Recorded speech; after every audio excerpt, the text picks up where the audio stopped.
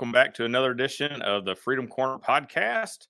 I'm your host, Steven Utroska, here with the Mississippi Freedom Caucus once again, and joining us is Representative Steve Hopkins. Steve, glad to have you on again. Hey, thanks, Stephen. It's good to be back. Doing this from the homestead instead of being in Jackson anyway. It's good to be home. That's right, from beautiful DeSoto County up there, having a beautiful day today, huh? Oh, yeah. It's kind of warm. It's getting warm up here, though. Yeah, I think it's supposed to get 96 degrees sometime this week in Mississippi, so it's going to be a good one. Yeah, we're going to crank up the air conditioner. Everything will be all right. We got our water on ice, so we're good. There you go. Well, look, we haven't done a podcast since session. We were doing them every week during session, and now that we're out of session, we're trying to do one at least once a month just to keep people up on what's going on with the Mississippi Freedom Caucus. And kind of wanted to look back over the session, things that have gone on. Want to talk a little bit about the history of the Mississippi Freedom Caucus. The phases that they're going through, kind of since inception. We got a lot of new followers. I think a lot of new people are starting to follow the Freedom Caucus after this year, watching some of the things you guys are doing. So just walk me through some about the caucus itself, and then what you guys got accomplished this year and what you see going forward. Well, I'm excited about going forward, but if you go back, just to give people a little history, we came together. There's a group of representatives, Chris Brown, Dan Eubanks, Dana Criswell, Brady Williams, and myself, and we're a group of like-minded representatives that are liberty-minded, true conservatives who wanted to come together and form a group much like what the House Freedom Caucus in D.C. had. So the initial phases were coming together, trying to figure out what that was going to look like, what battles we were going to undertake, how we were going to organize and move forward. And in the process, we started growing the grassroots ranks with the help of a lot of good conservatives around the state. And then it wasn't long, after through your help that we got in contact with Andy Roth, and Andy was talking about starting the Freedom Caucus Network, the State Freedom Caucus Network. And through that, we went to Georgia for they were the first official on board, and then Mississippi was second. Well, so you and I worked on that. We got that going. We got that running. I was proud to have you come on board as the executive director and work with us, because we were already working good together when you were at your prior job. You like how I said that? Yeah. So anyway, what we did was we once we became an official part of the network, we started coalescing. We started coming together. We started seeing our plans become more fruitful. So this year we had a defined plan. There were some things that we wanted to do. We wanted to address the state income tax situation. We wanted to address the critical race theory situation in Mississippi, election integrity, and the COVID vaccine mandates. Now, as you know, and jump in if you stop me if you got any questions, but yeah, we worked on all those. We had some success in every fashion, especially with the vaccine mandates and how that came about. And so now nobody's required to get the COVID vaccines if they don't want them. So that was really good. We didn't get the complete tax cuts that we would have liked to have had, but we did get the biggest tax cut in state history. And the key, which is what you and I talked about, Dana Criswell and I all of us talked about, was to be able to do it and not allow an increase in the state sales tax. So right. Success there. CRT, we got a bill through. I think we would have liked to had, a little bit more teeth in that. And election integrity, We got a bill through, but if there's anything of the four that we targeted this year, that I'd say we have the most work to do, it's that one, especially in light of recent events Yep. and programs that have gone on, that we found out just how bad the 2020 election was. So we've got to tighten up the voter rolls. We've got to make sure that only Mississippians are voting. We've got a lot to do in that area. Um, so we had some Yeah, and success that's not to this say all. year. Yeah, all of these bills. I mean, in all four areas, nothing was perfect, right? I mean, no Another one bill is ever perfect, perfect, right? and you guys worked hard and got what you could reasonably through, and I think you Right, guys did a fantastic job fighting and getting a lot of things through that probably wouldn't have been able to get through otherwise. But nothing's perfect. There's always room to move. The exactly. income tax bill wasn't perfect, but it moved the ball forward on it. The CRT bill wasn't perfect. We wish there was some stronger language in that, but it did again move the needle on that. The election integrity, it did very little.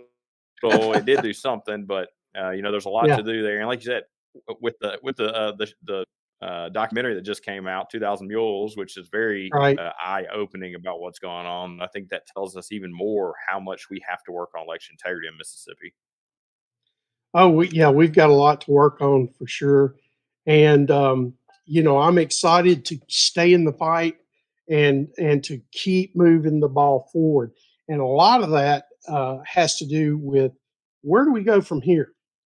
Well, and I had mentioned, I think, I'm not sure if I mentioned earlier, but we just had our new elections. Yep. My 2 years have cycled as chairman, and we've got some new officers coming in. Dana Criswell is going to be the new chairman. Brady Williamson, the new vice chairman. I'm excited about that Yep. because everybody brings great strengths to the table. And I'm excited about moving my focus towards uh, growing the grassroots movement in Mississippi.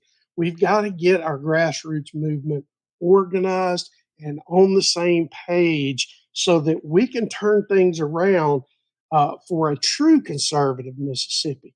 Yep. And if we can just get everybody on the same page, we can continue to accomplish great things through the Freedom Caucus. Yeah, absolutely. Well, I mean, so you were the inaugural chairman for the last 2 years, and similar to what the U.S. House Freedom Caucus has, your two-year term as chairman has come Right. up. You guys officially launched in 2020, so your term is coming to an end. Man, I think incredible accomplishments in the 2 years you were chairman leading it, but it is tiring. It beats out on you. You and I worked hand in hand a lot. Me representing the network, working with you guys in the caucus this session, and it will beat down on you when you're the Oh, chairman leading it, doing a lot of the op-eds that you put out, doing a lot of the press yeah. statements and releases and making decisions for the caucus and this and that.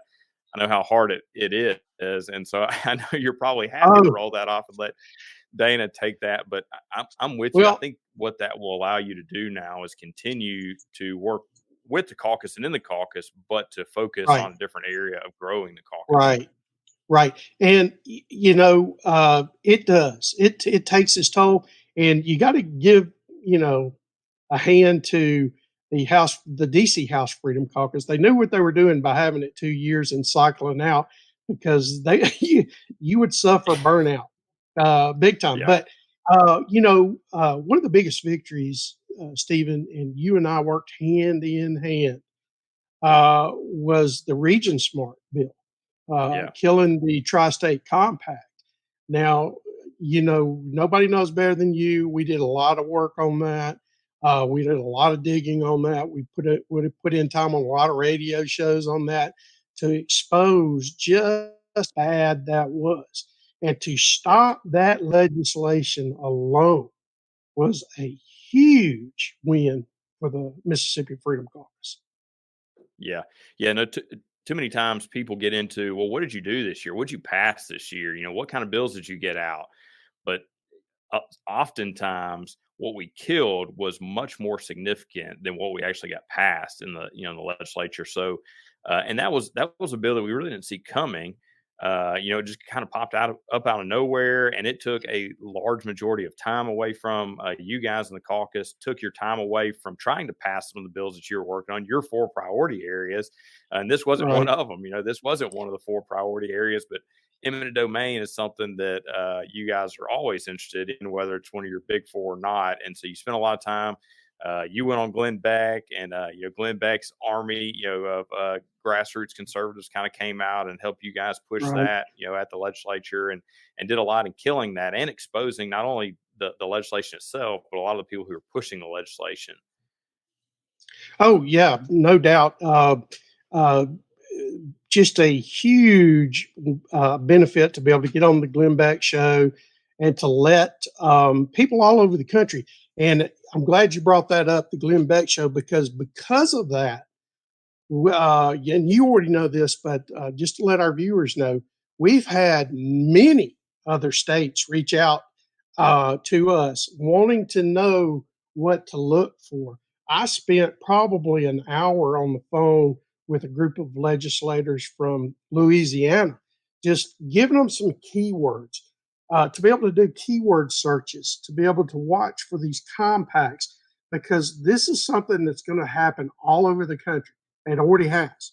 And the state legislatures need to be watching for this, because what'll happen is they're going after some of the stimulus money, and there's hundreds of millions of dollars set aside for these compacts. So that's how these compacts are popping up, and then you've got these region smart type compacts where you're giving these boards quasi governmental powers, and to give them the ability to take property by eminent domain, to tax, to levy fees, to issue bonds. It's one of the most heinous pieces of legislation I've seen. And to work to be able to stop stuff like that, that is just an affront to liberty, it's worth everything it takes to be able to kill something like that. Yeah. Well, and not only did you guys start getting in the caucus, start getting a bunch of calls about, how about this legislation in particular, but we at the network also got a bunch of calls about, hey, how can we set up a Mississippi or a Freedom Caucus in our state like the Mississippi Freedom That's Caucus? right. Because these guys are killing it down there, and we want to do something like that. So we now have officially there's 5 states in the network. We've got 2 more in line within the next few weeks are going to launch. We'll have 10 by the end of the year, and we've already got another 10 that we're looking at launching next year. So basically what you guys are doing here in Mississippi and Georgia being the leading 2 states that kind of came together to create the network, or the first to join the network, what you guys are doing, other states across the country are looking at as the model of how to do things. And you guys are small. You've got 6 members out of 122 in the House here in Mississippi. But if you look at the numbers, the U.S. House Freedom Caucus started out with 9 members out of That's right. 435. So your That's right. odds are much better than theirs were. And again, you're only in your second year, the first year, with the support of the network behind you. So I think Mississippi has a golden opportunity to take the Freedom Caucus and expand it and grow and bring new members in. And a lot of people have been asking me, how do you expect the caucus to grow? How do they think they're going to grow the caucus with 6 members? And one of the things that I think is very important to grow the Mississippi Freedom Caucus is, you're probably not going to change the hearts and minds of the legislators that are already up there.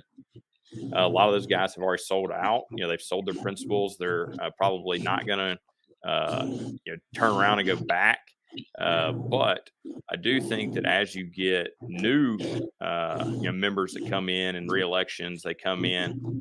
I think you can certainly bring those guys in, bring them into the caucus, and Right. keep them from selling their principles out. Right. You want to be able to talk to people before they get co-opted, because it starts at orientation, where they're told follow the chairman, follow the speaker, that kind of thing. Well, no, we want people to follow the principles. We want people to do what they promised their voters they would do. We don't want them to follow the Freedom Caucus. We want them to follow principle, true conservative values, the Republican Party platform, to vote the way they promised the voters they'd vote. If you do that, I would venture to say 95% of the Republicans that get voted in would be Freedom Caucus members. And we want Yep. to identify candidates throughout the state that are on the same wavelength that we're on and be able to help those people. And that's a lot of the grassroots organizing and stuff that we're going to be doing as well. I'm excited about that. And for the folks, and Stephen, I know you know too, we've got a lot of state legislators in other states that actually watch these podcasts because they've reached out to me on, and I know you on some of this stuff. So just to throw it out there, if you guys need help and you want to organize or find out what to do to get something started in your state or how to fight some of these bad bills, reach out to Steven Utroska or reach out to me. We'll be more than glad to tell you our experiences and the things that we've done. And I'm sure, Stephen, you probably somebody could put our email addresses or whatever, how to reach us Yep. in there. But we want to be able to help the Freedom Caucus network grow throughout the country. So as Dana phases in to be the new chairman of Mississippi, I can focus on growing grassroots and be able to help in any way I can other states that have questions about, well, how did you guys get to this point and go forward? So there's a lot still left to do. And I know you're excited about it. We've talked, and we're just going to keep grinding away until we take back liberty the way it was intended by our founders. Yep. Yep. And so you mentioned, I'm one of the executive directors at the network, and we actually just launched Illinois. And so we have an executive director on the ground in Illinois for the network. And I talked to her yesterday for about an hour, telling her all the great Awesome. things that you guys are doing and what she can take to kind of help support the Illinois Freedom Caucus. And they are in a bad way up in Illinois. Oh, yeah. I'm excited about their team getting started. And like I said, we have our goal at the network is within the next 2 years, by the end of this year, 10 and another 10 by next year. So we'll have 20. Just think if we had 20 Freedom Caucuses like what you guys are doing here in Mississippi all across the country, that's how we'll take back our country is That's by exactly the right. states. And that's That's what the exactly Constitution right. or the founders believed when they put the Constitution together. We were, a United States. The power was in the states. And so I think that is the way we take back our country is by Amen. reform at the state level. So, Amen. but fantastic. Amen. Well, I'm looking forward to it. I know you're looking forward to getting out, and you and I were talking. I know you mentioned uh, before before we got on, you were telling me that you want to work at getting all the groups across Mississippi. There's lots of conservative groups, getting them together, working together better, and of course, you mentioned a minute ago trying to find good candidates out of those groups to help support. And the Right. caucus has plans to help support people. I know the members, you including, or included one of the members of the caucus that beat an incumbent, so it can be done. There's people like Brady Williamson, who's a member of the caucus, who won with very little money, but a lot of hard work, a lot of sweat and Hmm. equity. So if there are people out there who are true conservatives and want to learn how they can run against an incumbent or win in an open seat with very little money, the Freedom Caucus is the place to ask because they have done it. That's You right. guys have done it. That's right. Just to let people know that if you're watching and you're considering running, I ran against an 18-year incumbent. I beat an 18-year incumbent. So it can be done. And with the right strategy, with the right plan going in, uh, it can absolutely be done. So reach out to us if you're thinking about running. We'd love to talk to you. Yep. And you guys have on the caucus's website, which is just freedomcaucus.ms. You guys have there's a tab at the top that says join, I think. And if you click on that, it has a questionnaire for people to fill out. So if you're interested in being a candidate to run it against somebody and you want the Freedom Caucus's help, you guys require that they fill out a form so that they can know that you're a true conservative and not some of the Right. rhinos that we have currently in the Mississippi legislature. But anyways, well, man, it has been good catching up with you. I hope that DeSoto County is treating you well since you left the swamp here in Jackson. But glad to see what you are doing as you're rolling off as chairman. Glad to be a part of it and help you guys. And I'm looking forward to what you guys will be doing this summer. Not only some of the trying to help candidates get ready for next year, but also do some town halls that you guys have planned for the summer and getting outreach Right. to candidate or your constituents and people across Mississippi. But looking forward to it. It was good catching up with you too, Stephen. Hopefully, I'll get down to Jackson sometime this summer and we can get lunch. And man, we're just going to keep on keeping on. It's time to put the pedal to the metal and make this movement work in Mississippi. Yep. Good. Well, thank you for all of our watchers again. This is the Freedom Corner podcast with the Mississippi Freedom Caucus. And Steve, I'll end it how I always do. There's no one else I would rather have fighting in my corner. Take care.